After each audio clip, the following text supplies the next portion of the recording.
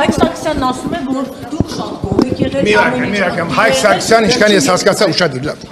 Պրովոկացիոն հարցը տվեր, իմս ճիշտ պատասխանը ստացի։ Ինձ թվում է ուրիշ Քոչարյանի մասին էր։ Չէ, դուք եք։ Չէ, բայց ես ակադարձեցի։ Կարող է Ռոբերտ Քոչարյանի մասին ասում, չգիտեմ։ Միակ Քոչարյանը դուք եք։ Բայց ես հակադարձեցի,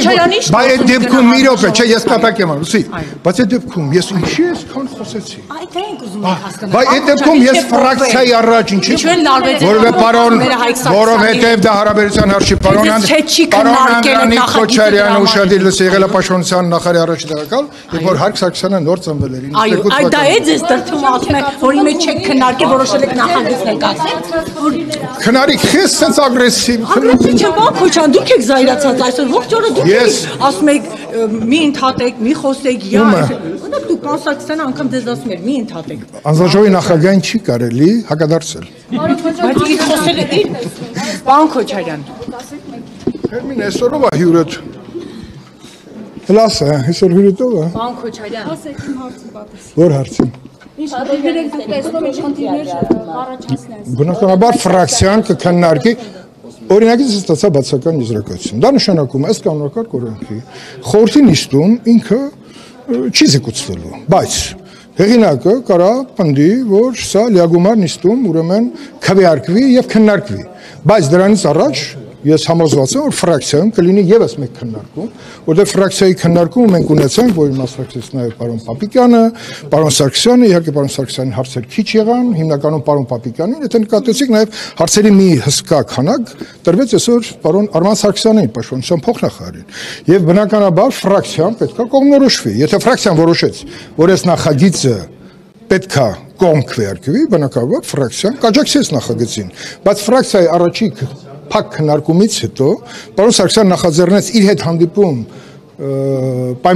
քաղաքացիական պայմանագրի պատգամավորների հետ եւ ինչքան ես իմացա մեկ հոգի է մասնակցել այդ հանդիպմանը։ Ինչու վերջի րոպեին կողմ քվեարկեց, ճնշումներ եղան, ինչի փոխեց իր դիրքորոշումը։ Քրիստինե Պողոսյանը հիմնավորեց։ Դուք ասեք, ինչու եք դուք ի սկզբանե կողմ եղել։ Չի եղել, դուք պարոն Սարգսյանը խառնեց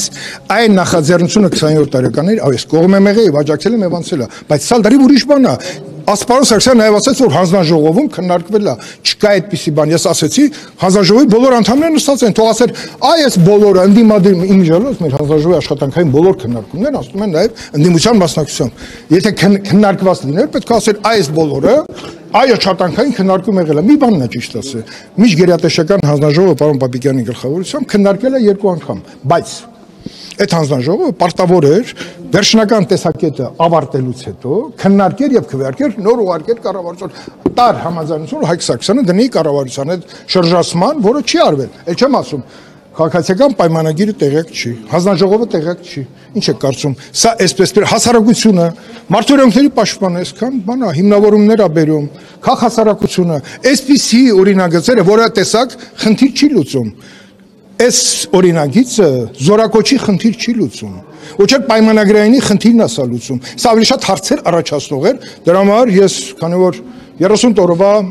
անցած ուղի ունեմ, գուցե մի քիչ ավել, եւ կարծում եմ, որ զինված ուժերը պետք է օր առաջ մենք ունենանք այնպիսին, որպեսզի ինքը մեր ժողովրդին կարողանա պաշտպանել։ Դա մեկ անհանգիստ աշխարհի կռիվներ եկել է մեր հարավային սահման։ Եվ այս քննարկումը, ես ասեմ, նույնիսկ երեկվա հրթիռակոծություններից հետո այս քննարկումը պարոն Հայկ Սարգսյանը պետք է հետ քաշեր։ Ասեր, որ դրա վախտը չի։ Որովհետև դա հասել բանակային ծառայության մի այդպես ինչ թատերականացված 30 տարի բանակային ծառայության մասին։ Քոչար, դուք 30 տարի բանակային ծառայության մասին եք խոսում, բայց հանրությունը նաև մեծ, ինչպես նշում եք, այդ տեսեք մարդու իրավունքների պաշտպանը այսպիսի հակասությունների մասին է խոսում, բայց մի խնդիր կա, ասում են, որ պարոն Քոչարյանը խոսում է 30 տարվա բանակային ծառայության մասին, բայց իր որդին գիտնական դառնալու հիմքով բանակից ազատվել է։ Մի վարքյան, ուշադիր։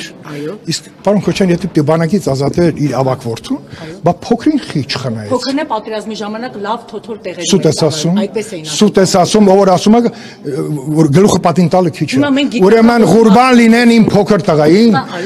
որի մասին Արցախի ղեկավարությունից սկսած զինվորականությունից Վազգեն Քոչարյանի նկարները դրեցի, որովհետեւ հասկանան, այս տղեն մինչև վերջի օրը նոյեմբերի 8-ը կրակել է։ Հարքուպատիվ ձեր փոքր տղային, որ ծառել է մեծ գիտական տղան, իմ գիտական տղայի գիտական գործերին դու ծանոթ ես։ Դու ծանոթ ես։ Հարությունն է ուզում ծանոթանալ։ Հարությանը դու ում միջոցով ծանոթացրեք։ Հենց այս պահին էլ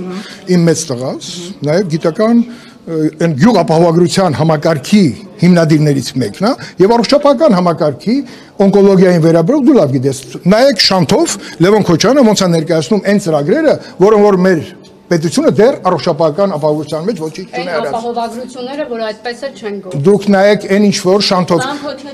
հետ քաշեք եւ նայեք։ Հետ քաշեք, գործակցությանը դրա ժամանակը չէր լարված իրավիճակը, բայց իրավիճակը։ Ինչ ես այսքան փոքրացել։ Կաթողիկոսի